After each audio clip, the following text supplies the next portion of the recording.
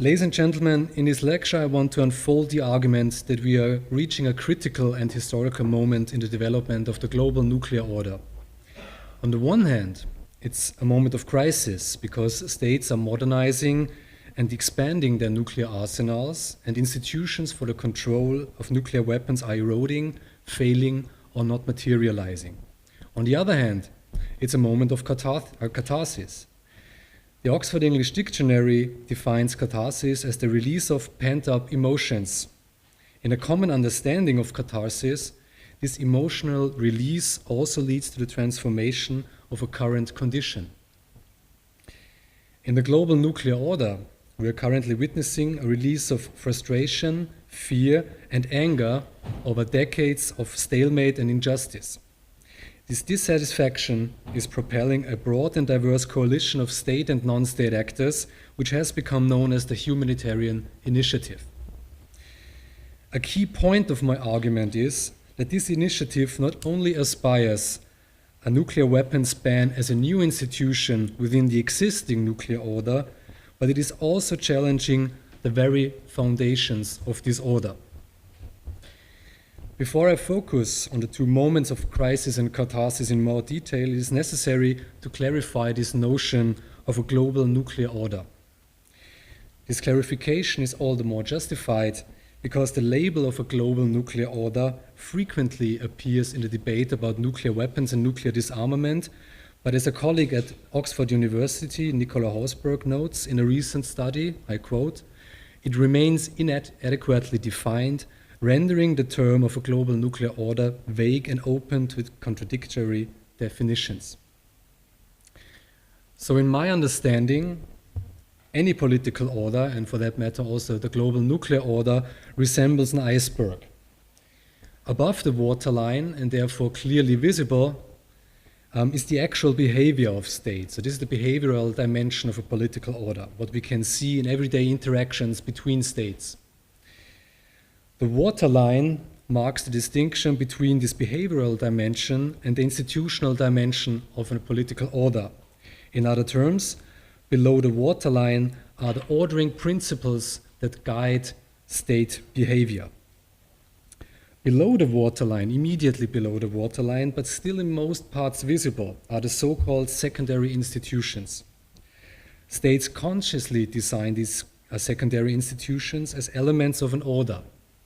Within the global nuclear order, the Nuclear Non-Proliferation Treaty or the New START Agreement are cases of these secondary institutions. So states really come together to negotiate these institutions, they write them down, they codify them. These are the so-called secondary institutions.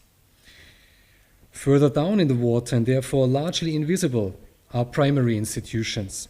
In contrast to the secondary institutions that I mentioned before, primary institutions are not designed, but they have evolved over longer periods of time in state practice. So they are more or less the background assumptions that provide the fundamental rules of the game in a political order. As a small footnote, I would like to mention that in academic research on the global nuclear order, scholars have predominantly focused on the first and the second level, so the behavioral and the secondary institutional dimension of this order. But they have so far largely neglected the third level, this level of primary institutions, of background assumptions, and we know surprisingly little about this level. This is also the reason why in the second part of my talk I want to focus specifically on this level of the background of these more or less hidden assumptions that provide the rules of the game in the global nuclear order. A second footnote on this notion of a global nuclear order. It is a widespread assumption that the nuclear order emerged together with the actual development of nuclear weapons, or even later with the negotiation of the Nuclear Non-Proliferation Treaty. But in fact, thinking about nuclear order already started decades earlier with the discovery and exploration of radiation in the late 19th and early 20th century.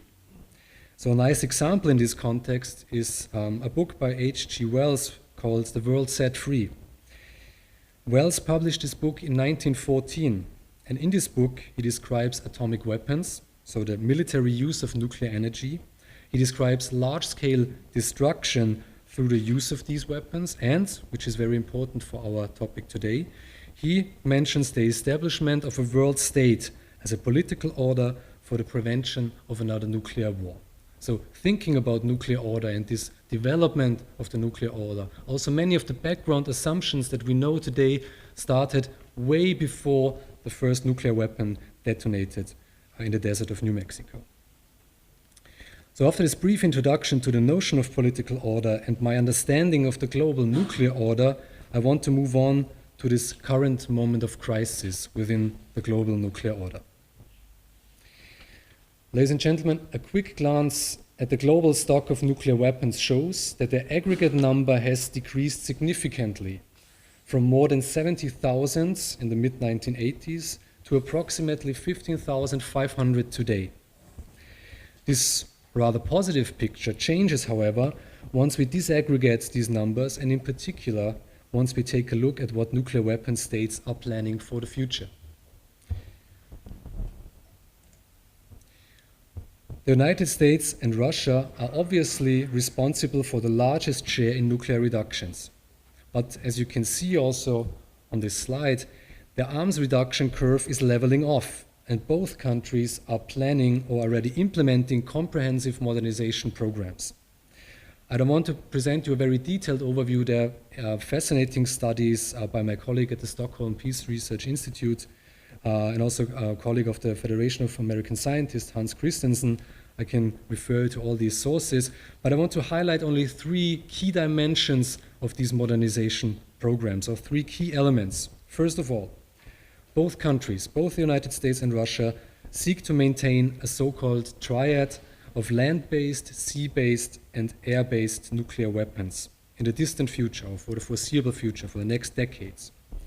In addition, both countries still have a large number of their nuclear forces on permanent alert, which means really literally hair trigger alert.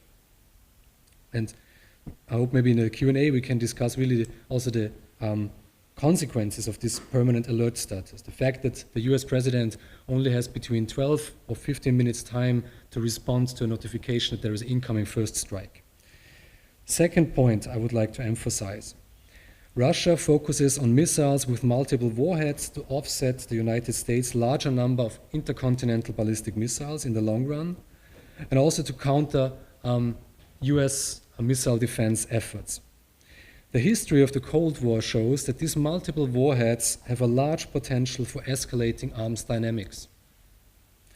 The third point I would like to emphasize in the case of the United States and Russia is that Russia also maintains and modernizes a large arsenal of tactical nuclear weapons, primarily to balance NATO, but also to balance China.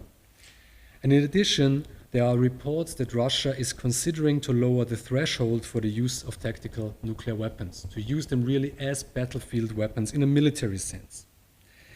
But also the United States is modernizing one of its tactical nuclear weapons, the B-61 Model 12, to make it more accurate and to decrease its explosive force. Now, critics argue that the higher precision and lower yield or explosive force of this weapon would also make it more usable. So, in effect, both countries are thinking about ways to use nuclear weapons in military scenarios. The United Kingdom and France have also both reduced their nuclear arsenals, as you can see on the slide. But like the United States and Russia, they are also modernizing their nuclear weapons. The United Kingdom has only recently agreed or taken a decision to maintain its sea-based nuclear force for a number of decades in the future. Israel seems to keep its arsenal more or less constant, although we know very little about its actual composition or Israel's modernization plan. The remaining nuclear weapon states have increased both the quantity and the quality of their nuclear arsenals. China has followed a path of slow modernization rather than fast balancing of the United States and Russia. Given this focus on small but increasingly reliable nuclear forces, China is very concerned about US missile defense efforts and also about US initiatives regarding conventional global strike capabilities. And in view of these concerns, there is the expectation that also China could speed up the development of its nuclear arsenal. The increase of India's arsenal is driven both by China and Pakistan. India is currently complementing the sea-based component of its nuclear triad. Finally, Pakistan is also expanding its nuclear arsenals. An important motive for this expansion is obviously India's conventional superiority, which is also why Pakistan seems to think about nuclear warfighting strategies with tactical nuclear weapons. So also this state seems to develop ideas of how to use nuclear weapons really on the battlefield. North Korea, in my opinion, is a borderline case between disarmament and non-proliferation. I have a number of ideas also on North Korea, and I would be happy to discuss them in Q&A afterwards. So overall, nuclear arsenals have become leaner but meaner, as a colleague at the Stockholm International Peace Research Institute put it.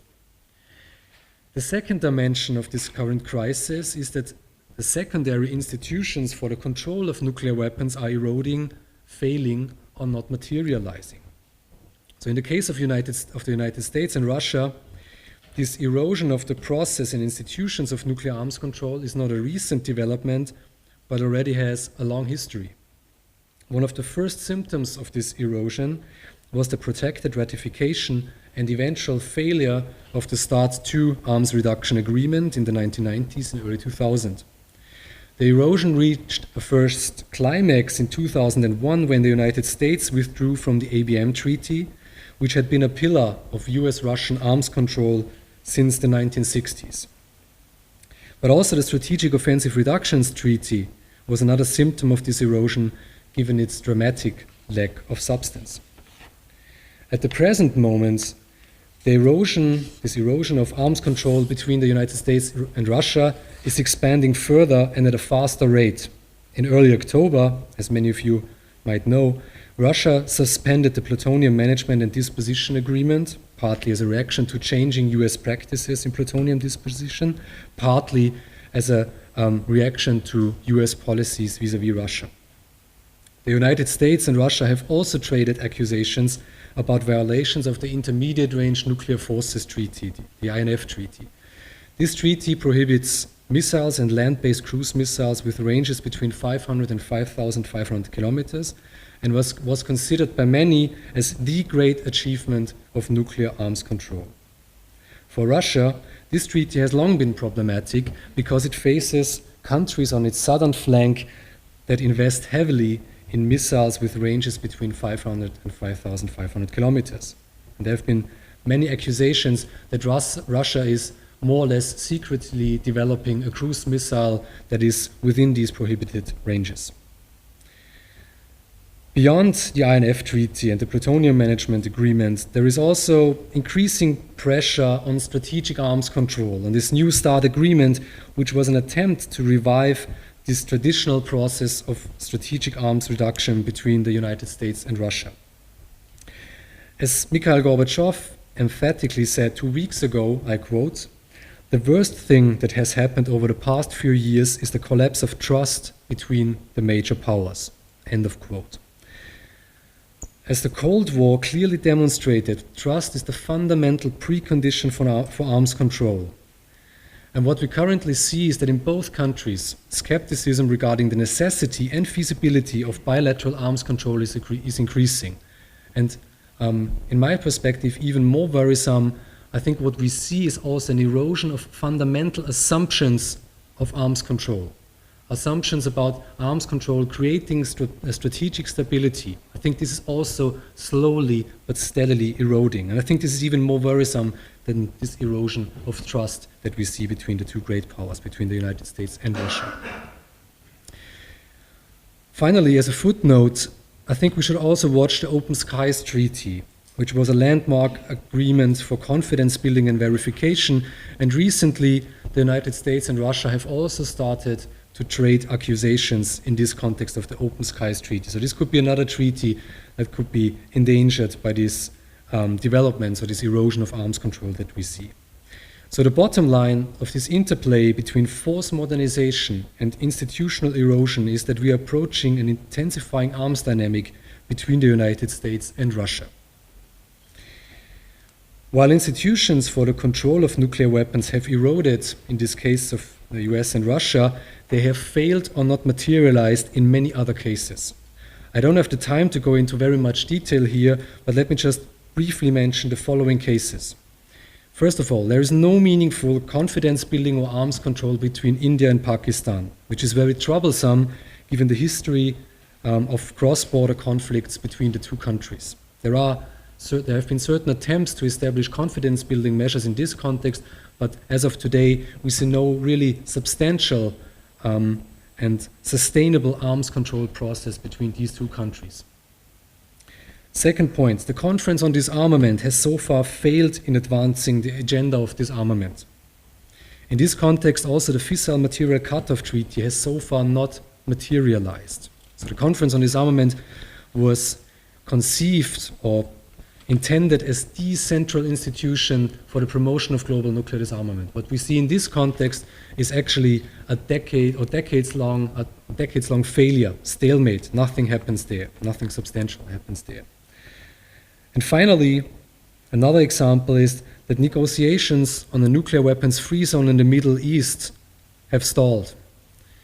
This idea or these negotiations on this nuclear weapons free zone in the Middle East were a key provision in the 2010 NPT review conference, but so far countries have only taken very few steps towards this goal.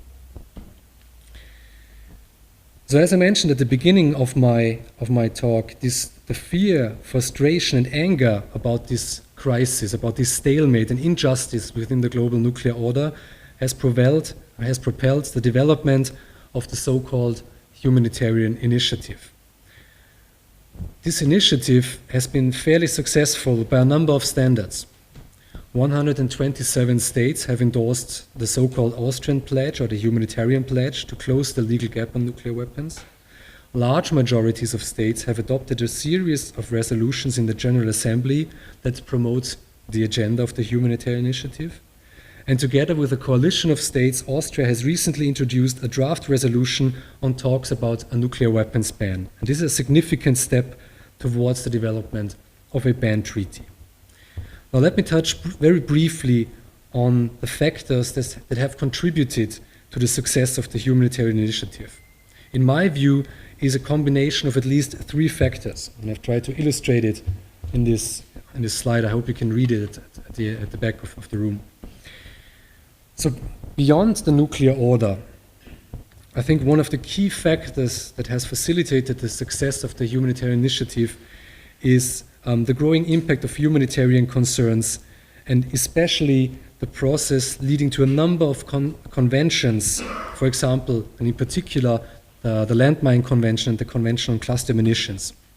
And these humanitarian concerns and also the success of these conventions and also the success of the way how these conventions were negotiated basically had a spillover effect on the nuclear order. There is, as a footnote, there's a great study by a colleague, Denise Garcia, and the study is called Disarmament, Diplomacy and Human Security. So if you're interested in this agenda of human security and the impact it had in the fields beyond nuclear weapons, I think this is a very nice study that gives you a great overview. Within the nuclear order, I think it was a combination of dissatisfaction that I mentioned before and the sense that there is a window of opportunity. This sense of a window of opportunity emerged after the George Walker Bush administration, which many observers considered more or less as the dark ages of nuclear arms control. And also, and in particular, this speech by Barack Obama in Prague in 2009, where he, as you all know, basically adopted this goal of a nuclear weapons-free world as a key part of American also nuclear weapons policy. We can talk about this also later on in the talk. There's a lot, in the Q&A, there's a lot to discuss on this Prague speech also. So within the nuclear order, again, it was a combination of dissatisfaction about the injustice within this order, fear, frustration, but also the sense that there is a window of opportunity opening for nuclear disarmament. We had other initiatives like the George Shultz and colleagues initiative. So people had a sense that maybe eventually there could be some progress in the right direction. Within the Humanitarian Initiative, I think it was actually two factors that really had a big impact on the success of the initiative. First of all, I think it was effective leadership. We had state actors, Austria as a very prominent example, but also non-state actors that really had very effective leadership within this community. They worked as honest brokers, tried to really bring different communities together. So this was a very nice example of effective leadership. But also, and this is also a very important part, the provision of fora for discussions. So we had 3 big conferences in Oslo, Nayarit, and the last one in Vienna, and they were really fora in which state and non-state actors could exchange their view and also debate strategies on how to move on outside existing UN frameworks. So the Humanitarian Initiative advocates a nuclear weapons ban as a secondary institution within the nuclear order, but as I mentioned at the very beginning, in my view, the key aspect is that at the same time it is challenging the very foundations or the primary institutions of the current nuclear order. And I would like to focus on them now. In my understanding, the current nuclear order rests on 5 fundamental principles, and the Humanitarian Initiative is challenging 4 of these principles. The first principle is the fundamental principle of any political order. This is the ordering imperative. The ordering imperative is the principle that stimulates the creation and the maintenance of an order. In the case of the nuclear order, it is the magnitude and likelihood of nuclear destruction.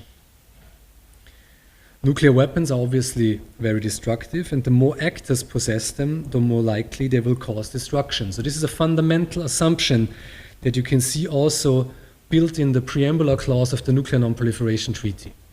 They destroy on a large scale, but then the second assumption is also very interesting and very important, the assumption that the more states have them, the more likely it is that they will be used. There are scholars challenging this argument, most prominently Kenneth Waltz, but it is a widely shared assumption that more countries with nuclear weapons means a greater likelihood of nuclear war. So this is the ordering imperative, which we see really also inbuilt in the Nuclear Non-Proliferation Treaty, and the Humanitarian Initiative does not challenge this imperative. It challenges the other 3 principles. The second principle is the principle of the legitimate agent. So this principle regulates who is accepted as an actor or player in an order, and also who has a legitimate claim to survival. In the current nuclear order, the state is the principal legitimate actor that ought to be protected against nuclear weapons. So the fundamental principle of this order, the second fundamental principle, is the security of the sovereign state. And this principle derives from the overarching international order, the Westphalian system of states. Also, as a small footnote, which is also very interesting, I think this whole debate about nuclear deterrence and also the value of nuclear weapons emerges at this interplay between the first and the second principle, the ordering imperative and this principle of state sovereignty. So everything that you know about deterrence and can nuclear weapons maintain security or not really started at the interplay between these 2 fundamental assumptions. Now, the Humanitarian Initiative advocates an alternative principle of the legitimate agent. And this is that the human being, the individual, ought to be the alternative agent, the alternative referent object. So it's not a principle of state security, of national security, but a principle of individual security, of human security. Not the state, but the individual ought to be protected from nuclear weapons. The next principle is the principle of legitimate agency, or the governance principle. So this principle pertains to who can actually shape an order. Does the capacity to govern an order rest in the hands of a single actor, a hegemonic actor, for example, a few actors, or is it widely shared within an order? The current nuclear order is an oligarchic order in the sense that a small group of countries has shaped its development. The Humanitarian Initiative seeks to transform this principle into a principle of democratic governance. All states and non-state actors should participate in governance and make decisions. This also entails a shift from consensual to majority voting. And if you take a look at the resolutions sponsored by the Humanitarian Initiative, this principle of legitimate agency features very prominently.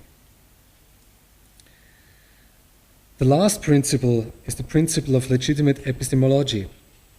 This principle refers to the legitimate ways of creating knowledge within a political order. In the current order, the legitimate epistemology is scientific discovery. The Humanitarian Initiative accepts this principle, and it has repeatedly referred to new scientific studies about the effects of nuclear weapons, but it also adds a second legitimate epistemology to it. This is the epistemology of individual experience. Not only scholars, but also the victims of nuclear weapons have legitimate knowledge about the effects of these weapons, and they ought to be heard. And this additional epistemology has played a key role in the activities of the Humanitarian Initiative.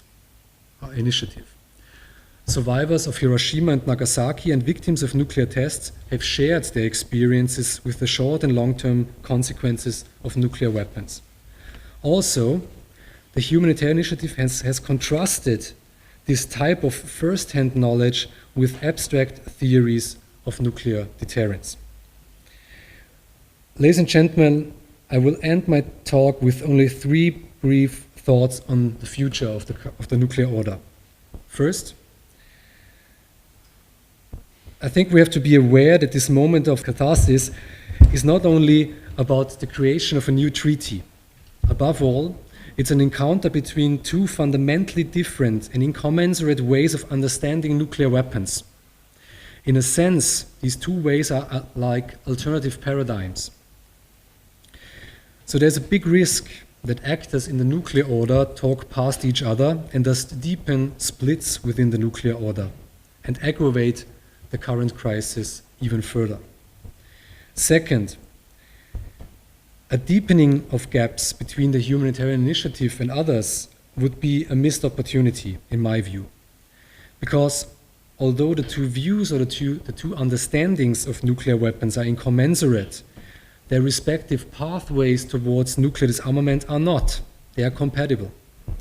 A ban treaty, as currently advocated by the majority of the Humanitarian Initiative, would prohibit or stigmatize nuclear weapons, but it would most likely not include provisions about their elimination. So the ban treaty would stigmatize nuclear weapons, but it would also require a stepwise reduction of existing nuclear arsenals, guided by additional frameworks. So this is where basically these 2 understandings can fit together. The Humanitarian Initiative can provide a way or an understanding of how to stigmatize nuclear weapons, but we also need another understanding, this stepwise reduction process, to actually get rid of them, get rid of the existing arsenals that we have. Final points. I think recent General Assembly resolutions and draft resolutions include encouraging signs that leading actors, it's again a matter of good leadership, leading actors in the Humanitarian Initiative are aware of this potential for further divides in the nuclear order and are proceeding cautious but with determination. In any case, the next 9 months or the next 12 months will mark a turning point in the history of the global nuclear order, and I think we have the great privilege of being witnesses of it. Thank you very much.